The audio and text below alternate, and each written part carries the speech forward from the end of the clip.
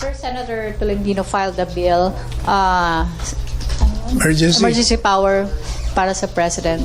What's your take on that? Well, hindi ba the President wanted that at the very inception of his presidency, but Congress did not.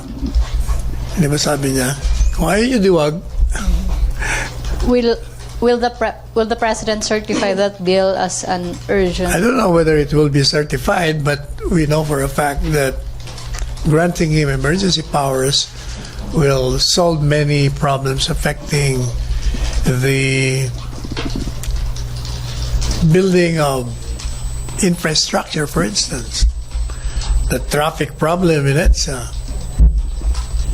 Sir, is the palace confident that that bill will gain support considering na majority yung allies ni President ngayon?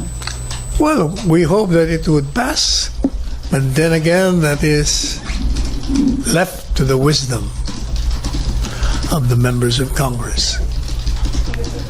Okay, si Joyce ba? Joyce? Oh, Joseph.